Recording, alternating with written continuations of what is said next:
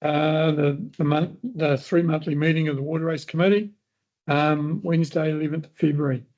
We'll start by the Karakia Tamatanga on the wall on the left there. Stand, please. Mai pai mana, raro ki te tai. Mai te ao konga, raro ki te awaraki. Tēnei te awhiri, awhiri e talapani. Whanau, aia mai te taupi, umie, kai ki e. Thank you. The only apology I've got is from our CE, Jeff Hamilton. Any other apologies? No. Anybody got any conflicts of declaration they'd like to put forward? No. We've got nobody in public forum, so there's no discussion in the public forum. So we'll move on to the confirmation of the minutes on page 6 of the agenda. Starting on page 7, we have the minutes. Has anybody got any questions on the minutes? Is there any progress on the Compton Road problem? We'll discuss that as we go through. Yeah.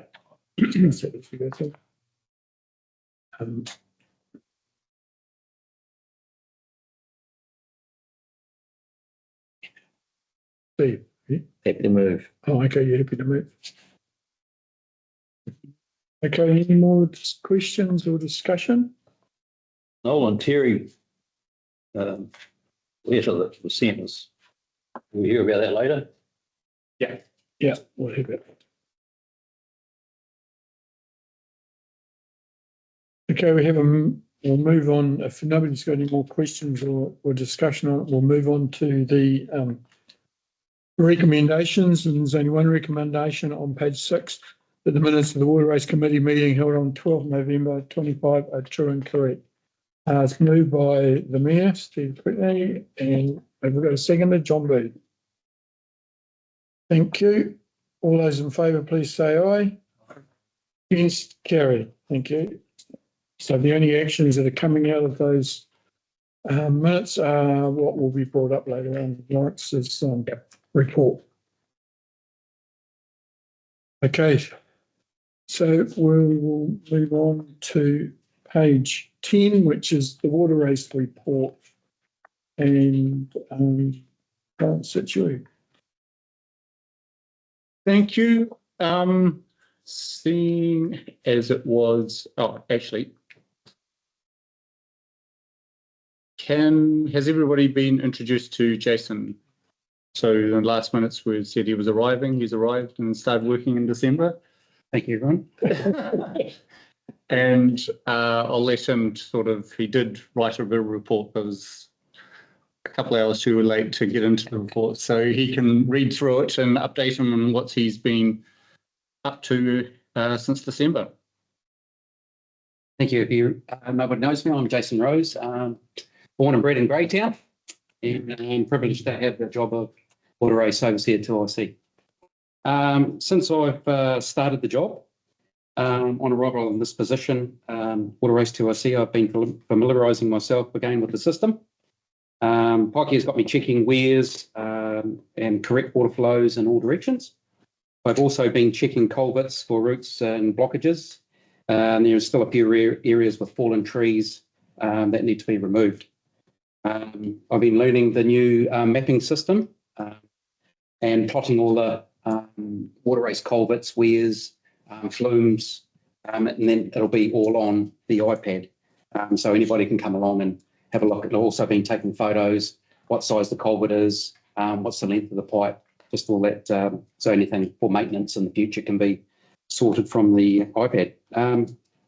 The weed has been rampant in the last, and I think we're finally getting on top of it. The weirs have been checked weekly as build up on some weirs cause a bit of a problem in certain areas. Kokotau Hill, we've been redoing the water race up there. It's quite a steep grade, so we've come up with a new idea of putting in a 350 mil diameter.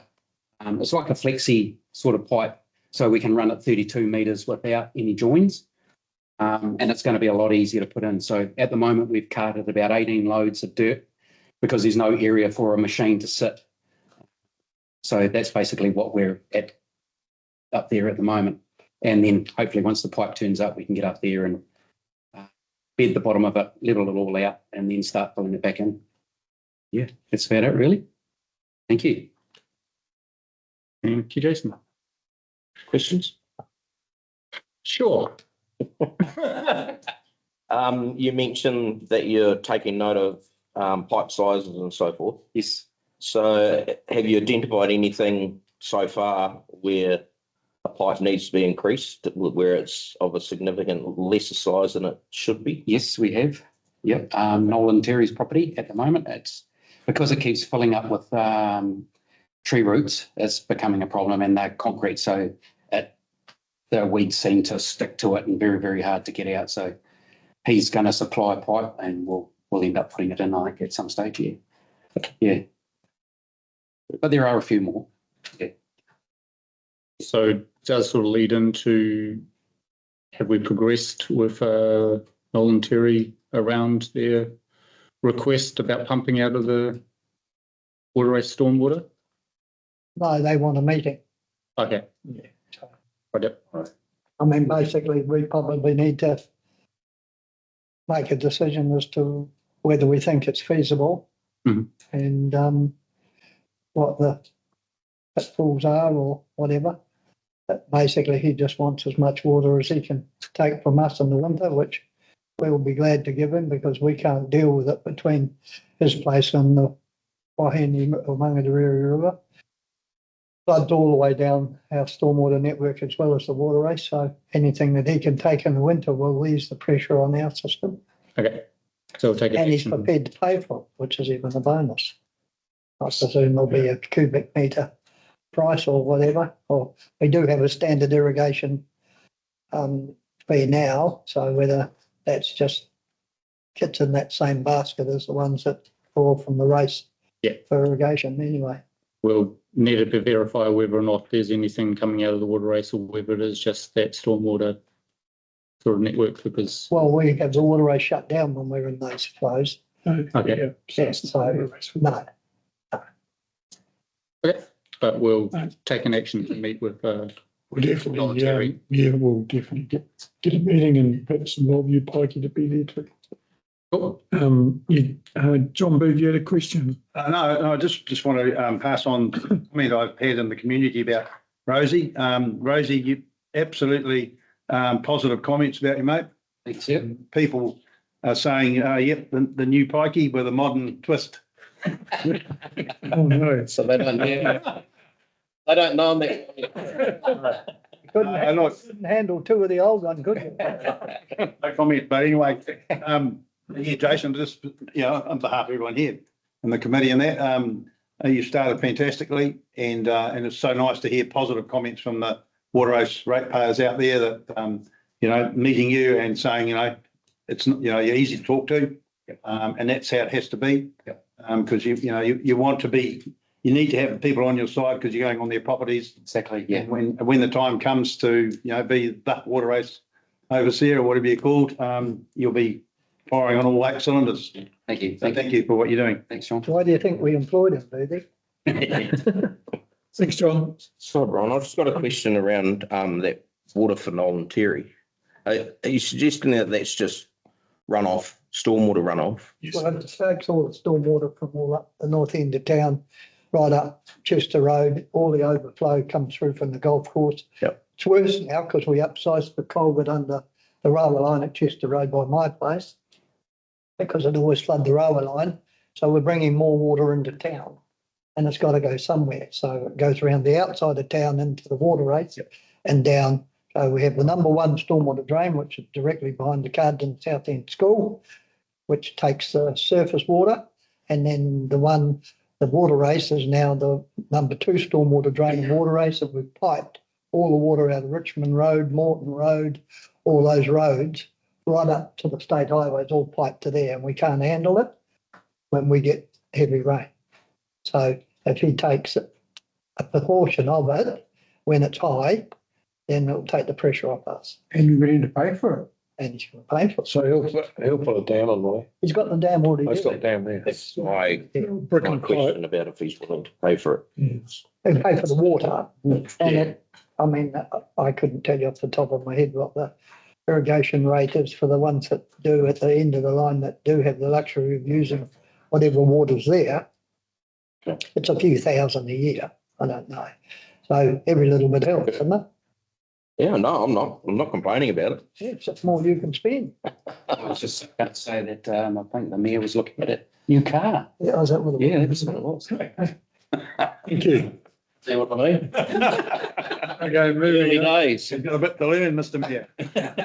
Okay, moving on. Lawrence, we'll get you to the next part. Yep. So one of the benefits of Rosie going around and picking up the assets is that we'll be able to demonstrate to the regional council if they do query it with the reconsenting, if they've got any queries on what it looks like, and we can easily sort of demonstrate if there's any issues for fish passage and that, which is one of the questions they keep asking about. In terms of service requests, generally they're not as much as we normally have during summer. And as we go through the overseers, Waterways Overseers report, he'll sort of outline that a bit more. But one of the ones was we've got a few outstanding ones which have been hanging around for 6 months or so from the Kokotau, which Jason was sort of talking about earlier. So we are progressing with it. However, there are still a few things to be resolved. So they're still on that as sitting there as on hold at the moment. Generally, yeah, with the rains in end of December after Christmas and January, the flows have been a bit higher. But this has resulted in the rampant weed growth. And that is on to the overseers report. Yeah, and for most of you who don't know, weed grows for light. So if your water race is an inch deep, the weed will only grow till it comes out of the water. So when we're in high flows, which has been caused by all this rain, I mean, in the last 10 days at my place in February, we've had 84 or 86 mils of rain, which normally in the February you don't get any. So what's happening is the water races are a lot deeper, so the weed just grows for the light. So there, like Rosie said, the weed growth is prolific. The other thing that's happened is that in the farming industry, when you get rain, you want growth. So you put a bit of fertiliser on. Depending upon which way the wind's blowing, we get a little bit of variation. If the weed is out of the water, a little bit of fertiliser touches it, it doubles, triples in size. I mean, some places the weeds have actually come out of the water race, grown along the ground and gone up the fence. So monkey musk and watercress is on the top wire of an 8-wire fence. It's just horrendous. Never been that much before. Yeah. So that's the reason for that. And so therefore we've, had to do quite a bit of double cleaning. We've already cleaned some of these races previously, and now we're having to go back and clean them again. But one of the major problems we have is that because the growth is so thick and we get heavy rain, the weed rolls up like a big carpet and then just goes down and just blocks. And you might have 5 or 6 truckloads of weed stuck in a culvert, and it's a big job. But the other thing that happens is if we were cleaning from Waihack, say, to Park Road, and we got all that cleaned and we got heavy rain, all the stuff above there, the weed goes down when we're already done. And we got to go back and catch it up. So it's swings and roundabouts, but that's just the way it's been all the time I've been here, and we just got to deal with it as it happens. Just a question, Melvin. You say in your report blackberry is still causing a big problem. You cut it back. You don't spray can't, you're too close to the water. Anything that Maybe kills it's dry. blackberry or gorse is absolutely detrimental to the fish life. Okay. So the problem is, and I spoke to Lawrence last week and I wasn't aware and he straightened me out. I would have presumed that these plantings, we were having the trouble because they plant a lot of flaxes, then the birds come to get the seeds of the flaxes after they've fed on the blackberry and they put the seeds out and woof, she's away. I thought that it would become a regional council problem because it's on their plantings, but Lawrence informs me that they've pushed it on to the landowner and makes it hard. But we're not too much worried about the blackberry on the plantings, what's actually happening where the blackberries overhang the water race. They dip into the water race and then they root like a cutting straight into the water. And then they get these great big globs of root that snag everything up. But not only that, we've found ducks, especially in Pukaka, that have tried to get under the blackberry as part of their normal day, get hooked up in the blackberry and die. So we've got a few dead ducks and a few dead pukakos.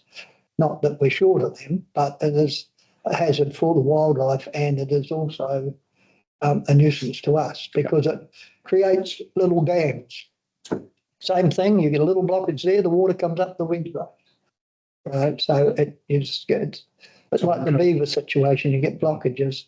Yeah. But because it's the only thing that will control it is a very, very heavy chemical that you can't spray anywhere near waterways. It's an issue all over the country. Is that, no, you're right. Yeah, yes, we were at Manawatu on a couple of farms last week, and the similar concern. They said where they planted trees along the side of the creeks, or where they were planted both sides, they were getting in floods. They were getting a huge growth of weed in the creeks, and then the flood would put pressure on them. All the stuff would come down and block all culverts and cause flooding. It's sort of a contradiction of what the aim of putting trees around creeks seems really good, but in actual fact, there's detrimental effects when you don't graze. You get weeds, and like those blackberries you're talking about, that's exactly what they're getting in Manawatu. But no grazing, you see. The sheep and that cattle kept them down. But I don't know what you do going forward because it's a bit like when we talk about willows and poplars, which I mentioned here, sucking a lot of water out, and in our code of practice that we're going to have that you can't plant willows or poplars anywhere near the water race.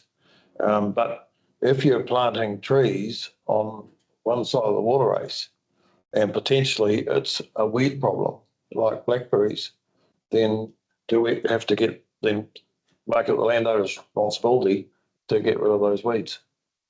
Because it can't fall on the water race ratepayers general, because not all of them have the issue or have planted.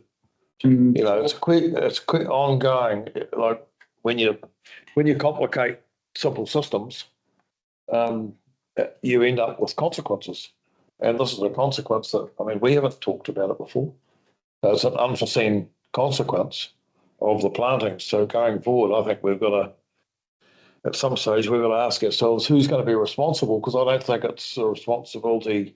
The responsibility shouldn't fall on the water race as a whole when it's not on everybody's property. We've got a tiger by the tail. That's the problem, is that the GW are promoting that we need trees for shelter to keep the water cooler. Well, everything you think you're doing positive sometimes causes negative reaction. So if we just go to the water temperature, when the water's warm and the flows are low, the water becomes, it's not a nice word to use, but say a bit manky, okay? So to clean that water up, nature has invertebrates that get in there and scoff all that bad shit up. Then the fish eat the invertebrates. So the invertebrates feed your fish. So if you shade your water, get the temperature down, the fish don't spawn, so they don't breed. So it's a vicious circle. Then we go on to the trees. The trees drink water up to 1,000 litres a day at 17 degrees for poplar, willows, pines that can have their toe in the water race. I've got documentation that I've built up over the years. So when you're running on a small race that's only running 3 or 4 litres a second and you got like on the roadside at Haringa Road, 165 poplars along the stretch along there, and you've only got a 2-inch pipe that feeds that line. They're taking our valuable water, which is the most valuable commodity we've got. The other thing, their roots allow to trap the silt, which fertilises the tree, which makes it grow more, and also creates a bed lift in the race. So your water levels come up, which then allows the water weeds to grow. So it's a vicious circle. But we've lost the plot. We've got to have the trees planted in the different areas or different types of trees. But shading is not all the answer to protect the ecosystem. The ecosystem will run with the weather temperatures and breed to how much food supplies there. So it's just one of those things that we've got to try and work with. But the other thing is if you have planted deciduous trees, all the leaf matter and all that falls into the race and it sinks to the bottom and it rots. So therefore what it does, it predates the snail eggs and all of those small invertebrates that live in the rocks. You get 2 or 3 inches of leaf matter that's rock sitting there. Rosie will tell you when we scoop out, we get all the slimy, rotten weed matter that's come from whatever reason, just naturally. So at the end of the day, it's just a huge thing to deal with. But, now the blackberry is not, the trees have been there for quite a few years now. We've been dealing with trees and we're still on top of it. But as Rosie said, the roots are getting more and more and more. But the blackberry is overnight. It's not going to take 10 years. It's here now, and it'll just get bigger and bigger and bigger. Yes, thanks. Probably have a discussion with regional council about it, and whether or not what weeds, well, maybe not even weed spray, even just one of the ones that you can apply to it so it kills off the roots. So you're not having to. So basically you've got to physically cut it. And it's not a nice job. I mean, I've cut it with secateurs. If you come out of there with, oh, look at, I've got this already. And that was only just trying to get one branch out of a culvert. So, I mean, you get ripped to pieces. Mm-hmm. You've only now got to wear welding gloves. And then if you're on the secateurs for a day, you've bloody got RSI in your wrist. And so it's a big job. Huge job. When does the messaging go out to the water race users or the owners? Sending it out till we've done our code of practice, will we? Yeah. No, we'd probably combine it with. Yeah. Okay. So we've been doing that for 3 years. So we just a little With bit. blackberry. No, the code of practice, which will cover all the stuff. Yeah. You're going to tell them now to take out their blackberry. Okay, Brian, could I just ask Sorry, one question? yeah. Just how is the work that was done on the intake for Taratahi and the river? How's that settled in? Is that because it's such a critical part of it, isn't it? New tabletop weir. Yeah. Good, all done. Yeah. It's all settled in well. It's 8 years since we did it last time, so we've fingers crossed for another 8 years because it's an expensive exercise. Yeah, that's good. Thank you. Use 30-ton dump trucks and 32-ton diggers to work in the river because the rocks are so big and hard. Thanks, mate. Have you, you know how you've been doing fish studies and weed studies to get better weeds into the water race to oxygenate and all that sort of stuff? I see you've mentioned fish numbers here and not being able to clean where fish are spawning, which you're aware of. So how have you got on there? Well, the thing with that is because the water levels have been high, the fish have actually spawned 3 times this year, and that's just down to the weather and the availability of habitat, which I mean extra weed growth. When we have the weed really short, because we're on low flows and we struggle for water, then there isn't sufficient habitat for the fish to spawn. They lay their eggs knowing that they'll hatch and they'll be able to survive. So that's a lot to do with the extra flows we've had. But to do with the weed study that I do, it's not that word I'm looking for. It's not that easy to gather information because it takes me a day to drive to where I've got to go. And the reason I go to where I go is because there's more chance of catching native fish in virgin bush that hasn't been like up in the Rotorua, Taupo Turangi and all those areas there. There's a lot of Maori land and stuff that's untouched. And the natural native fish habitats is easier. So it's easy to catch them. I've been learning to identify them by eye, by catching them and looking at them and photographing them, and then working out whether we've got any of them in our system, because it's a requirement of GW under the freshwater plan that we have to identify these things. So, but it takes me a day to get there. I set my traps, I own all the traps, and then I clear them the next morning, and sometimes I don't catch anything. But I also mix that in with different sorts of aquatic weeds that I can grow. I've got 50 pods at home of 1,000 litres in each pod, and I grow the weed and just try and work out what benefit it is to us. And certain types of weed, like what we call a common trout weed, is extremely good for taking out the nitrates, and we've done the water quality testing on the Carrington and had really good results. Other weeds are extremely good for trapping silt. So what happens when you're near the river, if you can leave your weed till the right time of year to take it out, it traps all the silt in one area rather than letting it go for miles and miles and miles. It's easier to try and keep it contained. So it's just a management thing that I've learned over the years. But at the moment, I won't be going back to continue my studies till I get some things sorted out. Because the stuff you've been doing, you've been doing it for years, but my point, well, like it's mentioned in most of the reports, there's some comment on it. But when you've been doing that, you've got to do it on a continual basis as you've been doing it.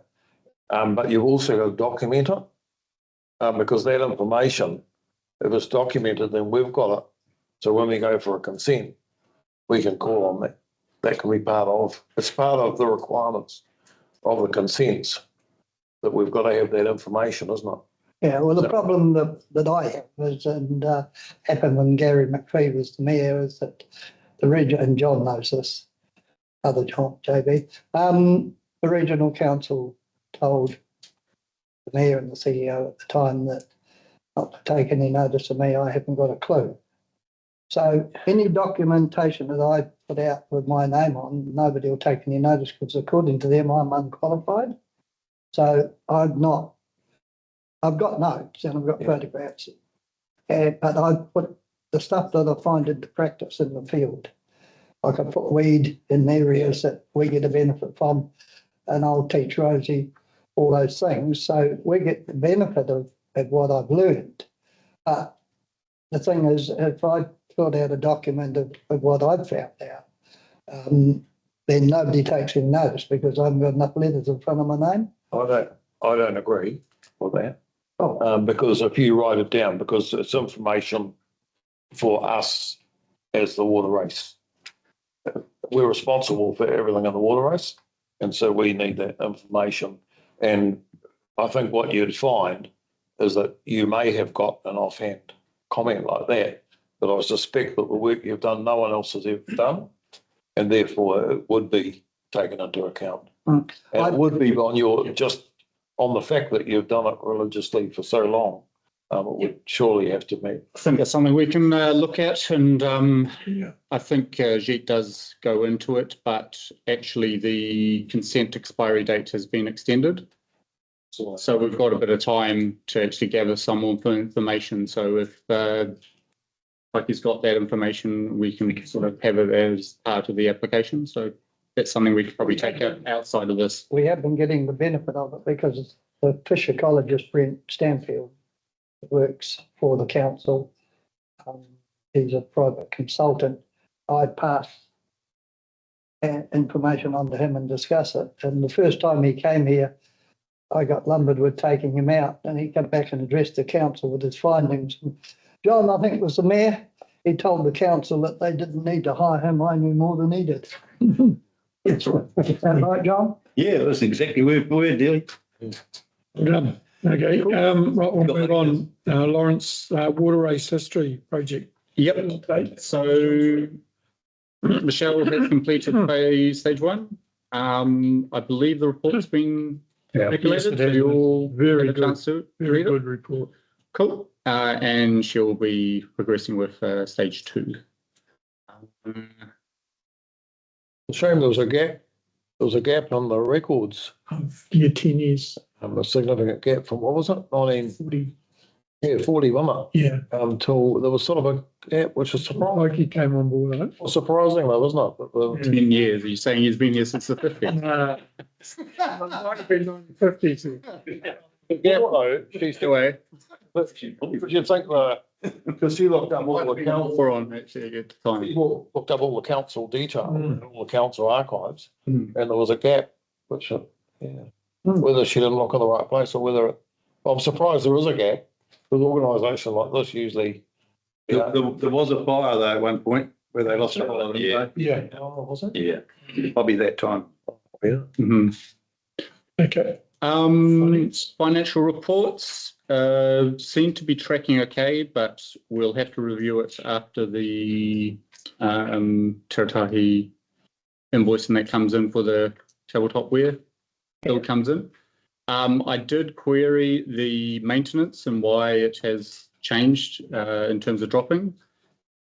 I haven't been able to find any records in terms of why that is. However, talking to Jeff, he did say that is a targeted rate. So if we are looking like we're going to have to exceed that, I can discuss with Pikey and we'll take it to council. But yeah, it'll be recouped the next year if we do have to extend that sort of maintenance budget.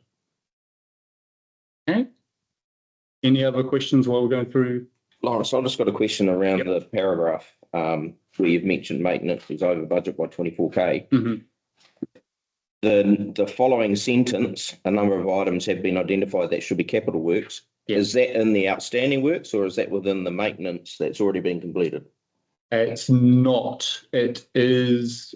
So it's where Pikey has identified sites that need to be upgraded or refurbished, where there's like wares which were steel or something like that and have worn out over the year, rusted out, need to be replaced. So we've got that list. One of the tasks I'm asking Pikey and Jason is that put a value against it. So we can do that because at the moment, or it looks like previously, that's just been coming out of the maintenance budget. So those are capital items, so we can actually loan fund it, so it has a less of a rates impact. Yep. But we'll go that and get that in terms of what its budget is and what it's outstanding, and actually get that budgeted properly. And also the photos and that are helping with that as well. So just an additional question to that, which is along the lines of my previous question around pipe sizes that you have identified. Do you consider some of those as being priorities that you need to? They're not a priority. But when they need attention, that's when we'll change them. Okay. The problem we have is that establishing what a culvert's put in for. A culvert is put in to have access from one side of the stream to the other, as you know. In most of the waterways culverts, they're put in for another reason, and that is to restrict the flow, so we don't have flooding. And this is what we're finding where we've ripped culverts out because the farmer said, oh shit, I'm sick of my paddocks underwater. He pays for the pipes, we put them in, and then it creates problems further down the track. So some pipes we won't be upsizing for that reason. And unfortunately, just floods, you just got to put up with it. The system was designed by the old boys. So it's exactly what Pikey said. I've seen it. So what they did is they would have little overflows off the waterway system. And then when you got a big lot of water coming down in high rainfall, then like Pikey said, they'd get to a culvert, restrict it, the water would back up, then it went down the overflow and out to the river. That's the system they ran, so that like Pikey's dead right. So they didn't get just a huge amount of water somewhere dumping on everybody. Yeah, so it's a bit of a unique system, and that's why it's blooming hard on that system to be objective, when we're farming, we look at the culverts that are holding the water up exactly, say to Pikey, why don't you stick a bigger pipe in? But when you understand how the system works, you've sort of got to have a broader view. That's why I wanted that list, so that we could actually evaluate it and actually say, what are there likely to be any sort of consequences downstream or even upstream where we're not actually getting that hold up? And is it necessary? And also, if it is looking like a bigger culvert or something like that, then potentially the farmer comes and helps pay for it as well. The one thing that we are doing is that when we can, and if the farmer will agree, because he's got to pay for it, is that we will remove 3 concrete pipes and put 1 6-metre plastic, because then the trees won't get into the joints. So all the old pipes when I started were butt jointed 6-footers. So you had to have 3 to get a successful crossing for a truck and a tractor and machinery. Then we went to collar pipes and rubber rings, and we get away with 2 because they're 2.5. So you get 5-metre crossing. So now with the plastic, they start at 6 metres, but we can put in a 6-metre plastic culvert. And what happens is Jason's just had one to do at the Ellison block, is the roots from the trees grow into the head of the culvert. So we just have a machete and we just cut it and pull it out. And if it grows in the middle of 2 pipes, you've got to lay down in the race with a pole with a saw on it and try and saw the root off. So what we're doing is speeding up the operation, but it all depends on cooperation from the individual landowners. But the other problem we have is that in a lot of our races, they're very shallow. We can't put a plastic culvert in because the tractor will crush it. So if there's no cover, we then do have to go to concrete, and then we have to rubber ring them and e-bar the joints to keep the roots out, which is a extra cost and an extra time thing. So it's not being cut. Every job, every culvert is different. All have their own reasons for what they are. Thanks, Melvin. Any other questions while we're going to the budget? The McVeigh Cobden Road issue, what? So, yeah, we had from the previous, from the minutes, we had 3 items that we were going to look at. I have talked to Roding. So from their point of view, they don't see any reason to have the fence there. So that's that was one of the ones on the list, is to look at removing that fence. But we were going to get a cost for that. So if we remove the fence, then what? We clean the stuff onto the roadside and leave it there. Yeah. It's at the moment that roadside, they mowed that. Yeah, but if we don't have the fence there, there is quite a bit of an edge before they can get into the roadside. But then Rosie and I looked at it the other week, and the culvert directly below Karen McPhee's cattle stop needs to come out. And if they want an access in there, that could be made bigger. That could be upside. It's the one above it. But that's the same owner, so we can have a discussion with Madeline about whether or not we need to, whether they need access to that or whether they're just coming through their main sort of property. So we're saying way to get this done as soon as possible for their sake. Yeah, it's dragged on for so long now that it's embarrassing from our point of view that it has taken some. We do need to understand the budgets as well. Yeah. Yeah. Weren't we supposed to have a meeting up there? Sort out the options. And that was suggested and okayed at the last meeting, and it's 3 months later we've done nothing. Okay, we can schedule in a meeting up there. And also I'm in discussions with the roading department around the roadside drains as well. And we're still waiting on a cost for the diversion of that pipe upstream at the corner. Would he not given that to you? No. Okay, I'll chase that up. I've actually been to see Wes, and what was the woman's name? They live on the corner there? Retire. No, the Karen. Yeah, Karen. So I've been to see them, and they basically didn't want the fence removed from what they were telling me, and there's probably enough room there anyway to clean the water race without removing the fence. But her problem was she didn't want the machine in her paddock. because she's got horses in there and it screws it up and makes a mess of her grass. Plus, they've got a cattle stock crossing into their driveway. That is absolutely chocker. And on the southern side of that, there's a section which is about 2 or 3 metres long that is covered in just full of willow tree roots. So the water's getting all the way down so far, hitting the cattle race and the tree roots, going out onto the road and coming back in. So I think if we do one of all these things like the pipe, the culvert down the road a bit further, remove the cattle grate and clean underneath it, because the water is basically, every time it doesn't even have to rain, it's sitting directly underneath the cattle grate because it needs cleaning out, because downstream from that is 3 metres of tree roots that is blocking the whole thing up.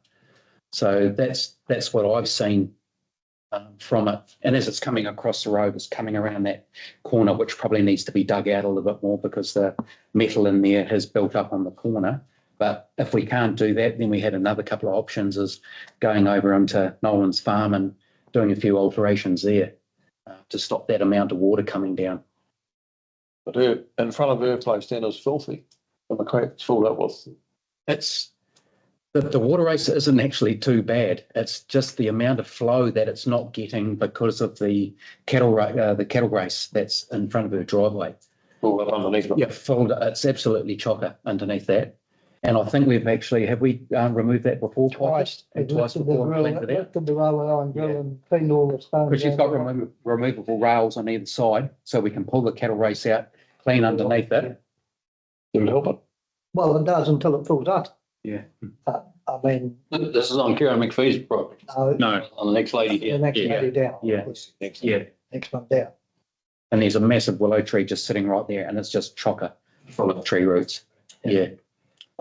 Okay, so I think it's pretty important that we get onto this and get it sorted before we get into another winter if we Well, can. we said that last meeting, didn't we? Yeah, Yeah.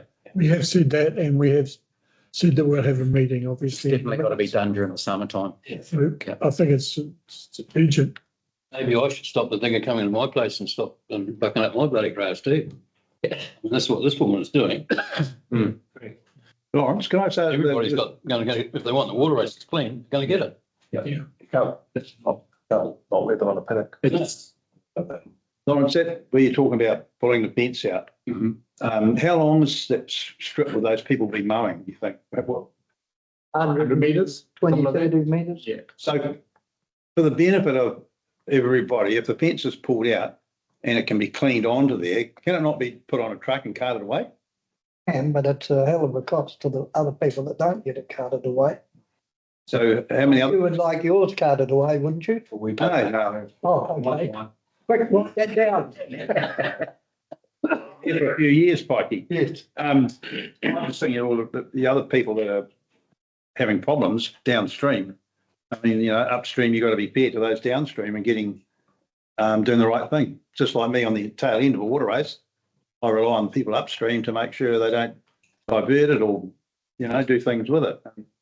I think that's worthy a bit more, as what Lawrence is suggesting, a bit more consideration before it's poo-hooed. Well, if we were going to truck it away, we wouldn't need to take the fence down. We could clean it over the fence. Yeah, like it's accessible Put it from on the the truck. roadside, because there's probably at least a 3 metre wide Yeah. area down there we can have a machine on, no worries at all. So that's another option something popped up.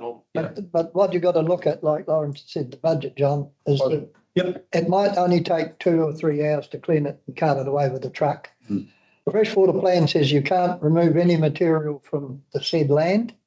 So it has to go back on her land. doesn't count for the water races. Isn't it? Oh, okay, sorry. But the other thing is the traffic management plan is cost us dearer than cleaning it. Because we have to cone the roadside off. Yeah, I don't think we should let all those sorts of things get in the way of. No, but you've got to be aware of them. I am, but getting a good job done and getting this problem solved for, especially the PPs. Yeah. Some good Get the suggestions. dots together and we'll plan a meeting out there. Yeah, I think that'd be really good, Lawrence. Thank you. Okay. And any other questions for the report? No other questions, discussion. Can I have a mover? We got one recommendation. Sorry that we received the report Can I have a mover and a second? Neil Wadham. I'll put the motion. All those in favour, please say aye. Against, carried. So I've written, Chair, can I ask that we add a recommendation, just following on from the conversation that we just had around a meeting on site? Yep. That something occurs within, what are you asking, a couple of weeks? By the end of February. what time it gets the costings together. Yes. That was. Doesn't, yeah, at the end of the visiting site, we can, the costings can be done as a separate item. I just think I'd put something in there. Yeah, it's a good idea. Also, in fact, of what Rosie mentioned about it needs to be summer dry, get equipment in there. Yeah, she basically said if the land is dry, she doesn't mind us going on her side, but she'd rather we machined from the roadside. But it is possible, if I talk to her nicely, she would allow us to go into those front paddocks. Use your charm, mate. Yeah, I'll try to. Thank you. So your recommendation, Steve? By the Will end need of to be management arranges a time for the committee to prior to the end of the month. it's 2 weeks. Get done. Okay. Put a Do signature. we need to put that? Or you'll need a second. I'll second that. Yes. I agree. Well, that's happening too. All those in favour of that recommendation? Aye. Against, carried. Okay, so that's in there. So we'll action that. Yep. Okay, we'll move on to the water race, water quality report. And Did you finish financial? Sorry? Through financial. You did, yeah. Well, I've got a, I noticed on the plan, if you turn the page, see the water race, the income is budgeted income for this year is 541,000. The previous year was 612, then 822. That's quite a drop. It'll be in terms. That's your rating income. Mhm. It'll be basically in terms of, because we can't accumulate more than what we're spending. So it'll be adjusted for what the actuals and that were the previous year and what we've got planned for the next year. So the water race rates would have gone down to the ratepayers last year. As an overall, yeah. So, yeah, so it's because you had those years when we had deferred maintenance, which is catching up with us now. Well, that's what we've got the list from Pikey. Yeah. So we can actually capitalise those and put it in properly rather than taking it out of the maintenance budget. I see you got nothing in corporate services, no gaps right through. Not sure why, but was that? The line's missed out. Yeah. So it hasn't been budgeted and there's nothing coming out of for corporate services. Oh, okay. You want something to come out? John? The reason it's not in there, John. Don't want to read it. We're not going there. Go there. Done that one. Okay, you happy? Okay. I'll move on to Jed's water race, water quality report. Thanks, Jed. Thank you, Chair. Hello, everyone. So we have completed the sampling finally in response to the Smiley request. The consultant is working on the final analysis, and we haven't received that yet. But it will be including the assessment of cumulative effects, not just for water race, but also intake discharge as well. Another big update is that there's a new legislative change to the consent. If we can extend it, it's automatically extended until December 31st of 2027. But we are currently progressing with the current application because we have heavily invested in it, time and energy, especially for sampling, because sampling was not possible just like that. But it was seasonal variations. So, but it's again, we can choose not to proceed with the current application, but there's something we can discuss. Water quality data, generally stable, nothing to worry about. Otherwise, any questions? I'll take it. When did the previous consent expire? What year? 2023, yeah, Yeah. So we're going for a 10-year, aren't we? 20. 20 years. So when we get it, will that 20 kick in from the moment it's granted? 1 minute granted. So if we've got 20, we could end up with actually will be 24 or 5 years, won't it? Yes. Quite handy. And that's what the previous consent application took about 5 or 6 years. Yeah.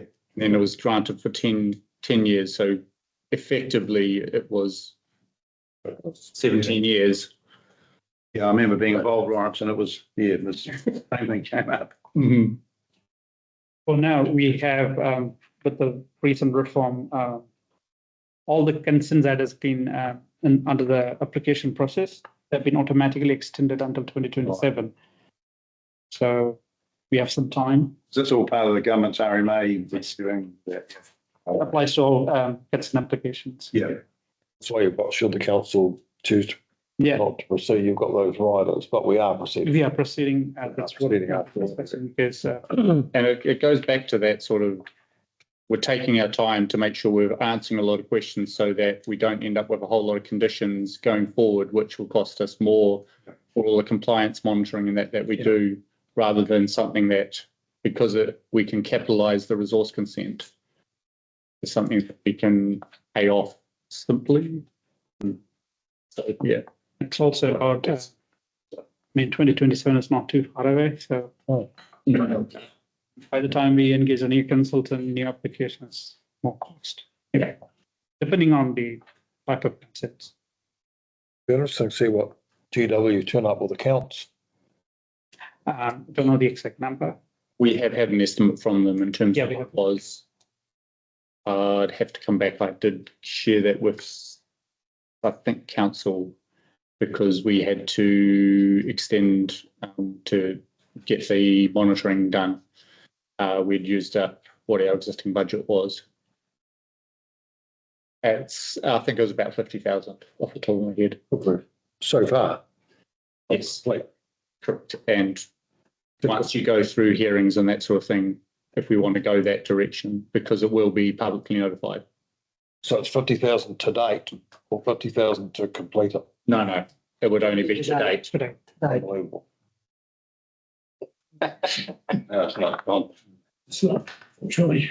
But I think we're making the right call, carrying on with the consent process at the moment, because as Jed says, all the work that we have done, we lost all. The goalpost will have moved in a couple of years, guaranteed. Brian, I think the other good thing too, is we're collecting data, like he is, anything else that might come up from now on, or just when he started. If they ask anything, well, we've actually got some data quickly on hand. I think, Lawrence, we talked about that the last meeting, didn't we? How it would be good to have something that Yes. make your job easier. It will, yeah. I'm not waiting for Pikey to actually find the photos he keeps saying he has. Yeah, I've seen them. Jane Davis felt it. Get them off. Okay. Any visible Question. question?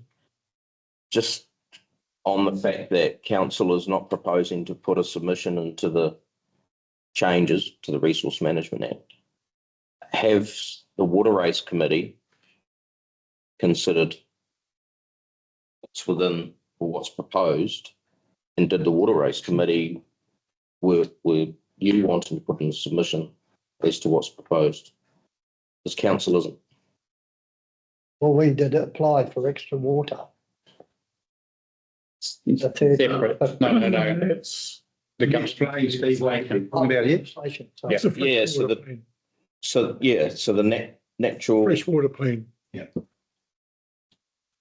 So then taking over the RMA, the two new plans, council is not putting a submission in.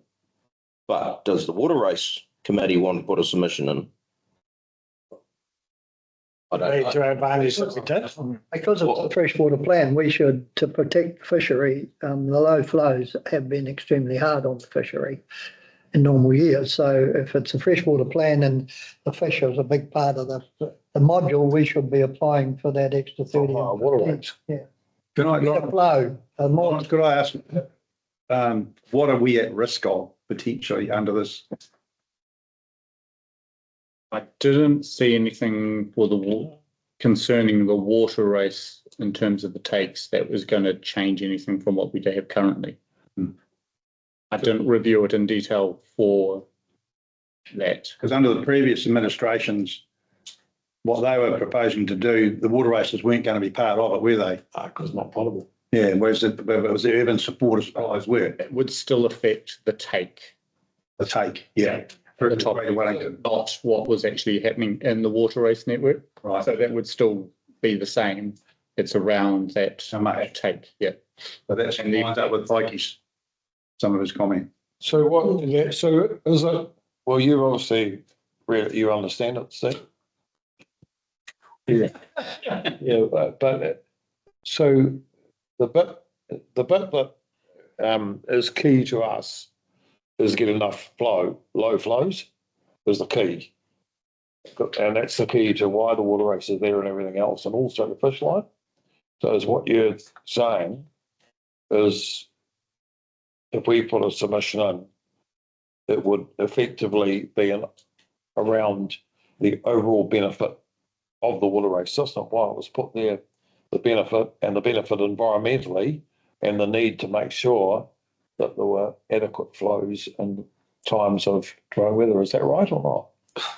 Honestly, I don't know what's within the freshwater plan that could impact the water race users. That's the question I'm asking is, and I don't know if officers or anyone else has looked into it to see how it might impact the water race users. well, the main condition of the freshwater plan is to protect the ecosystem. So if you take away the water, that's detrimental to the ecosystem. So you should have adequate flows to protect the ecosystem, shouldn't you? Is that more to do with your consent conditions?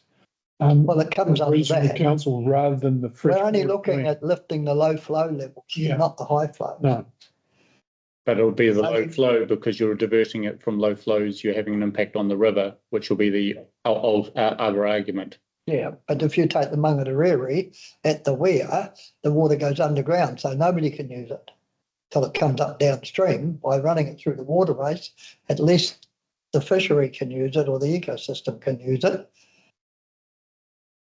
Nobody can use it when it's not in the river, when it's underground, the gravel. The Wainoa and the Wahine are different because they're above ground, even in low flows. But the Mangatariri is a little bit different. Well, John, you've lived there all your life, you know. Can I just ask, I don't know whether it's a questions involved with it or not, but, you know, there's that proposal to build water storage at Wainoa. And, you know, the water for that was potentially going to come from the high flows from the Taranaki waterways Correct. Yep. system. If that goes ahead, surely that's going to be integral with, you know, that as well as an intake. You're going to want that water to fill up that extensive hole in the ground that may be built to supply, because the water race is going to come out of that, in and out, isn't it? It wasn't ever envisaged as an extra allocation as such. No, that's It right. was within the existing, so they reviewed. We don't always take the 800 litres a second. We very rarely do it. We do it every so often to make sure that we can demonstrate to the regional council that we have actually used it, maybe once a year, get it up to that sort of ones to say that, yeah, we are using it a lot of times to get that sort of flushing effect, which is what the original purpose of it is, but it'll be using it more frequently to provide that extra water to top it, to provide the storage. It is the high flow side, isn't it? Yeah. But because we can use it every time it rains and the river's high, then we can keep that dam full so that when we went back to low flows, like they can happen in 3 days, eh, Neil? You can be on high flows with a flood and then the river just drops so quick, you're on low flows. We could use some of that water from the dam for the Taranaki, but we can't help the Carrington because it's in the wrong aquifer. Is there anyone we should, Got no backup for Carrington. is there anyone we should be asking for a little bit of advice on with that freshwater plan in terms of what you brought up, Steve. That's what I'm thinking. Hmm. I mean, and I don't know, and this has got to come from the officers really, and be Yeah. supporting you as to your thoughts on whether you should be making a submission, but I'm just saying. Whether Lawrence, whether you can think of any process or simple, you don't want to go spending money as little as possible, but get some advice maybe on. We did have a planner who was reviewing and she did review the application. Christine Foster might be advised whether or not there's anything. She's reviewed it for Meridian and a few of the other bigger parties. Council you said before. Can you, can you do it? G's and you. I don't know where I've got. So Masterton or South Waterloo, because they both have water race networks, don't Yeah, they? So are they making a submission? I have no idea. I think Lawrence is right, because I took Christine Fraser out, or Foster out quite a bit when she was doing that work for us, and she's got a pretty good handle on it. I think it'd be for Lawrence to talk, or to talk to her, Cool. and just see what she's thinking. You know, she might, because she'll be studying it all the time, not like we just look at it right away. That's what I think. I think you get some advice just in case you should. There could be something in there because That's right. don't know. When do we have to have submissions back? Isn't it like Not far next away. week? Is it the end of this month? What's it? Think so. 2 weeks?